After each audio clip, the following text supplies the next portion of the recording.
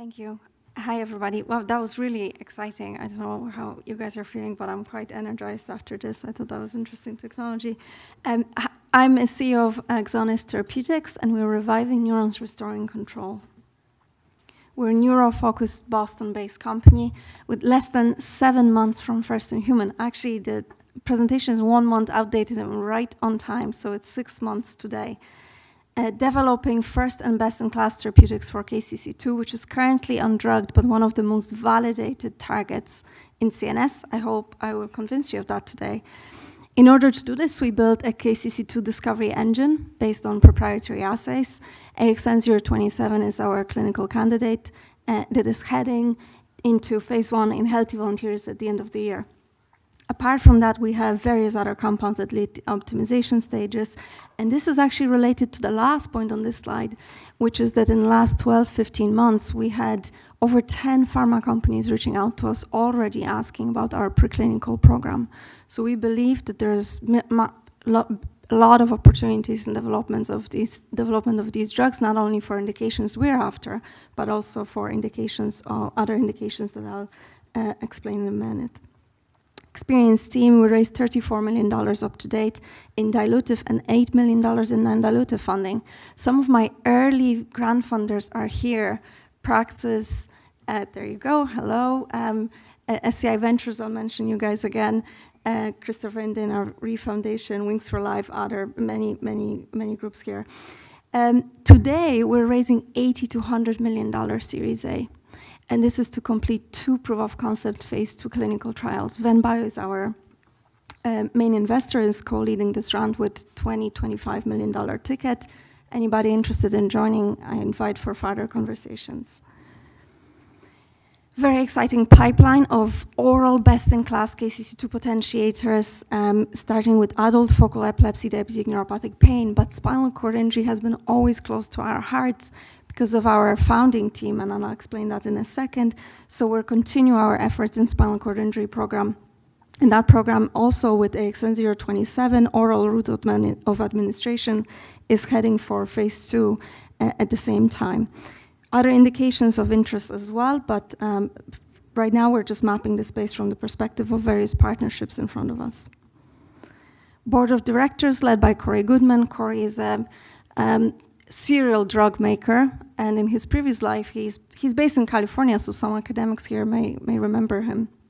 He was a brilliant neuroscientist. Today he's managing partner of Venbio.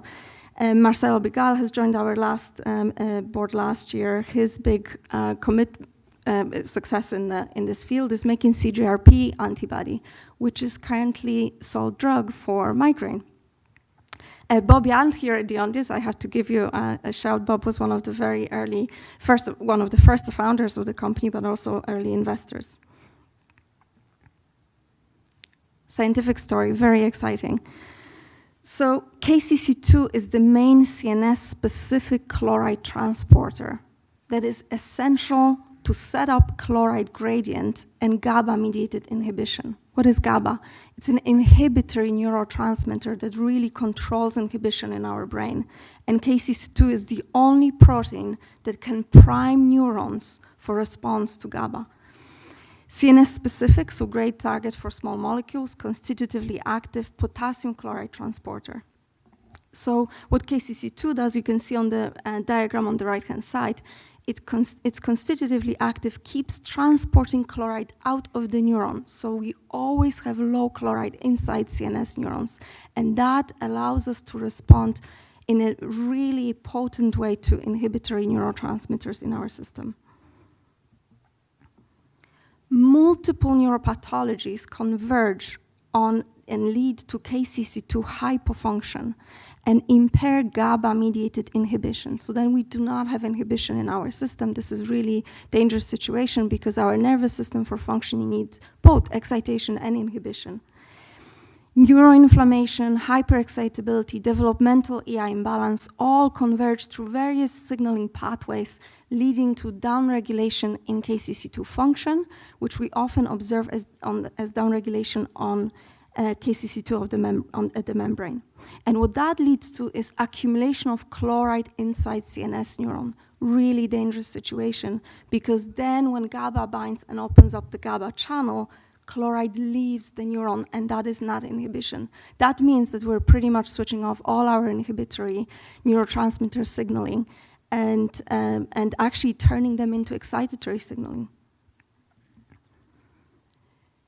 Genetic validation in humans is really important in drug development. And we know a lot about how important KCC2 is to functioning in humans. We know this from the genetic data. Over 870 KCC2 mutations identified in patients. Various disorders, seizures, epilepsies, autism spectrum disorders, schizophrenia, and others. But importantly, all of these mutations identified today, pathogenic ones, are known to be loss of function mutations, meaning it is cases to hypofunction that in our nervous system is a problem. Importantly, when we study these mutations later on, we take them, so this is really nice back translation from clinic. We take some of these mutations and we put them into in vitro and vivo models. We see exactly what we expect. Impaired chloride homeostasis, impaired GABA, impaired inhibition, even behavioral phenotypes that recapitulate the disease in patients. So we believe that KCC2 is really a critical component of GABA pathway that has not been drugged before. So an enormous opportunity here to treat various disorders. Today, I'm going to show you some of our data in spinal cord injury. But really, we're approaching this from a whole perspective here, thinking about epilepsies, pain disorders, psychiatric, neurodevelopmental, and others. So what was interesting when all these pharmas approached us in the last 12, 15 months, they all were approaching us from very different perspectives. There were some who specifically were asking about neurodevelopmental disorders, some specifically about pain disorders, and so on and so on. So clearly, this is really fundamental neuroscience that we're trying to fix here with an opportunity to make a huge impact. So clearly, if we can treat all these disorders, this is therapeutically incredibly exciting target. What has been holding this field back? And the truth is that this is a constitutively active transporter. So it's not easy to find compounds that rescue its function and that recapitulate what actually happens in humans. So drug screening assays have been absolutely critical in this, and we were able, with help of some fantastic KCC2 biology experts in the field, to build together a KCC2 discovery engine, starting with these KCC2 drug screening assays, binding assays, MOA assays, because if we're rescuing KCC2 function, the right next question is, how are we doing it? So all of this is incredibly important, and we were able to crack this code with just fantastic experts in this field.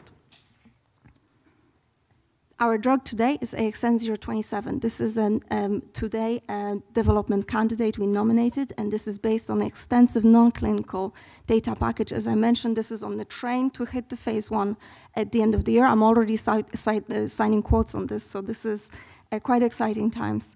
The compound has been made to go to CNS, so there's no issues with CNS penetration.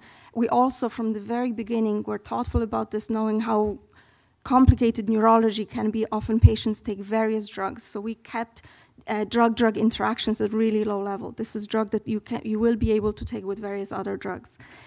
High predicted human safety margins, 17 to 25x. This is important, meaning that we think that we'll be able to dose this drug chronically for a long time. Fantastic data in various disorders, epilepsy, pain. I'll show you in a second some spinal cord injury data. Of course, we have IP on all of this, so we're very confident that we'll fly through this phase 1 safety data in healthy trial in healthy volunteers. Non-GLP toxicology, I mentioned, has been completed in monkeys and rats with no concerns. Today, we do not have target toxicity identified. GLP toxicology in life has been already completed, looks fantastic, and we're waiting on the tissue analysis on this. I'm going to tell you today about our spinal cord injury data and sort of where this research has been, how it was inspired. It was inspired in Zhigang He's lab in Harvard Medical School, Boston Children's, where I was a postdoc a few years ago. And Zhigang has observed something very interesting. He believed that the spared tissue after injury had a lot more function than what we were observing in patients after injury. And later on, Onward did a fantastic job. I don't know if Onward members are here, but did a fantastic job proving that later on in life, even many years after injury, you can indeed reactivate the spared tissue, and this would lead to a lot of function. So this is not with our treatment. This is showing it with epidural electrical stimulation. But this is, I have to say, I was absolutely fascinated by that paper, because so many people believed for so long that people living with chronic spinal cord injury, that their neurons may have been dying over time, and that their recovery would never be observed. So Onward, well done to them. They have proven all these folks wrong, and have fantastic device in preparation for patients. But what that really sparked was a screen in Zhigang He's lab, which I'll show you in a second what we did. But Zhigang has assumed that in order to reactivate this spare tissue after spinal cord injury, you needed to restore excitation-inhibition balance to this tissue. And this would have effect not only on neuropathic pain and spasticity, but also increase paralysis. So he conducted, this may be the only ever in vivo screen in spinal cord injury animals. So really approach this from a fairly open perspective, saying, you know what, all I care about is restoring excitation-inhibition balance. I don't care which target is going to be successful in doing this. And there's a lot of, I have to say, strength of approaching science like that, because you're approaching it from very broad perspective. And only out of all compounds tested, this is a beautiful Cell paper, which I wasn't lucky to be a co-author of. I was leading other work in that lab at that point. But absolutely beautiful work showing that only KCC2, this was a tool potentiator, wasn't a drug ready for, compound ready for to be a drug, was able to restore stepping. I'm not going to show you any more videos of animals. You've seen them all, but I think the graph actually says it all. These animals were not able to step, and this treatment restores stepping in 80% of these animals. So this was the only drug that was able to achieve it. Later on, fully recapitulated in many ways in this paper. I encourage any folks interested in good science, this fantastic work over there. I think within that paper, that work was reproduced 6 or 7 times. In every figure, they were basically investigating every angle. Later on, we were asked, like many others, to basically repeat the data in an independent lab with an independent surgery team, independent investigators, obviously blinded study. The first important point of this was setting up the model. And we were able to set up a model which we think is incredibly severe. It's only 8% spared tissue. I think some clinicians on the audience could tell us which Asia this is, but this is a truly severe model that we have delivered on here. And indeed, the treatment, just like in Zhigang's lab, to no surprise, his work is very, very reproducible. Our novel compounds were able to show to restore stepping indeed in a very robust stepping in vast majority of the animals. So that's recovery, and it's certainly an interesting and exciting angle for us, but we're also really passionate about chronic and especially neuropathic pain, and this is so relevant for this audience. I actually, when I was asked to prepare my Series A launch slides, I had some slides helped with, and then I looked at all the numbers and I said, you know what, I have to do all this research myself because I couldn't believe the numbers when I was seeing them. $635 billion we spend every year for basically it's been brought by chronic pain. So huge problem. I came up with this term, a really growing paindemic. 50 million in US people suffering from chronic pain, many of them neuropathic. Really, treatments are not good. I think best is represented here with saying that if you take the best treatment on the market today or one of the best, pregabalin, only 4 out of 10 people will respond to pregabalin, and they will only respond with 30%. There's a reason why we call this pain management, not pain treatment. But interestingly, at some point, pharma and overall biotech started stepping away from pain. And I have to say, we are seeing comeback there. This is great news for everybody anybody who suffers from chronic pain. I suffer from one myself. We are actually seeing a lot of some of these pharmas that were approaching us in the last year, that were specifically asking about treatments in pain. So I'm mapping here some interesting, really, treatments in development and clinical stages. And what KCC2 potentiation offers is a compelling precision pain medicine that really treats central sensitization. What is it? We need pain, right? Acute pain is really important in our life. It tells us that there's an issue in our body. But over time, this pain turns into chronic pain. And this is the reason why it turns into chronic pain is actually a process called central sensitization occurs, which is, imagine it, this is like our nervous system just scanning for any signal to turn it into pain. Temperature in trigeminal neuralgia, in postherpetic neuralgia, you have touch. People can't wear shirts because they feel like almost like needles. So what KCC2 does, together with GABA signaling, is creates this tight gate in the spinal cord. And that gate prevents signal spilling from sensory pathways into pain pathways. So it's always closed. And as soon as you reduce KCC2, you see basically a spill of the signal. So suddenly, various sensations starting to leak into pain pathways. Very well documented, absolutely beautiful, Nature and other publications in this space. I'm quoting one of the experts here working at Regeneron, pain medicine at Regeneron, one of the best chronic pain treatments or targets for chronic pain treatment, in his opinion. We obviously have a lot of data. I'm not going to bore you with a ton of graphs here, but we've been working on this for a long time among other great professors in this space, very widely replicated in various CROs, consistent analgesic activity of these compounds we're seeing. So what we're thinking, what's the vision for this drug overall? There's so many opportunities here. So maybe let's take a step out and see a big picture here. There are many treatments today that help with pain, help with spasticity, and other neurological problems.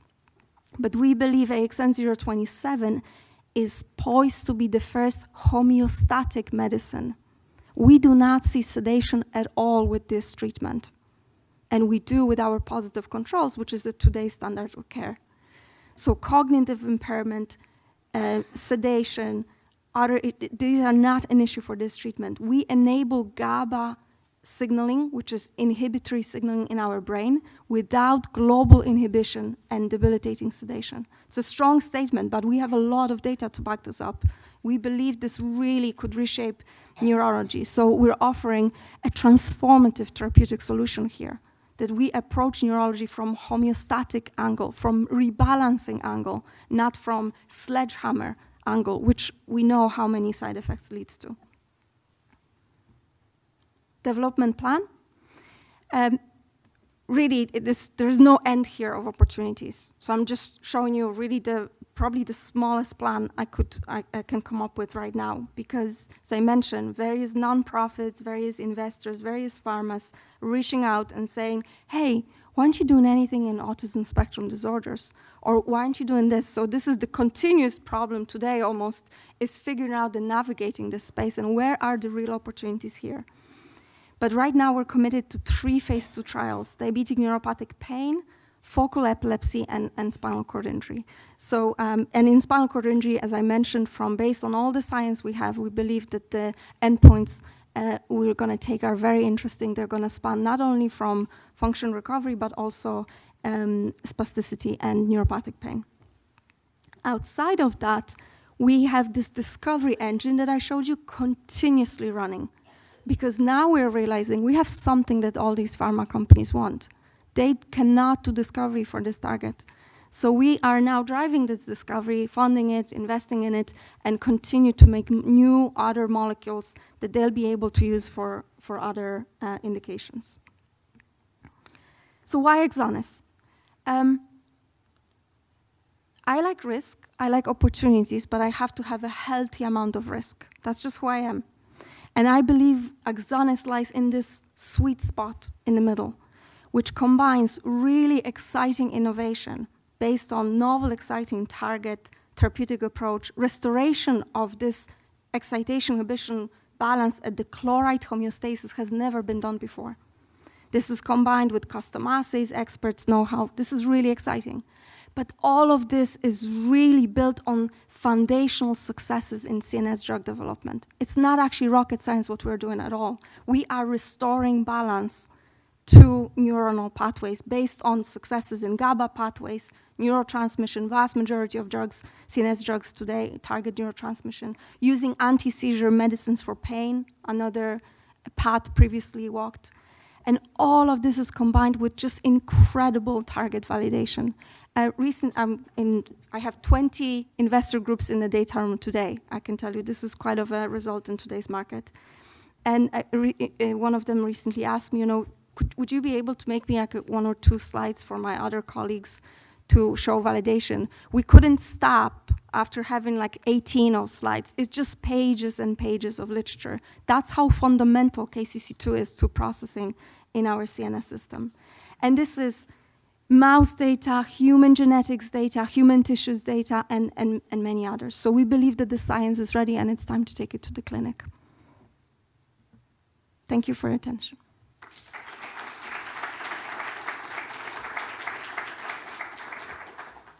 Great, thank you so much for the presentation. I guess my first question is on the scientific side of things. I'm familiar with the GABA pathway, and over-inhibition can lead to a sedative state. How do you think about balancing that risk with overstimulation of the KCC2 pathway? Oh, fantastic. That's literally one of our top questions we get.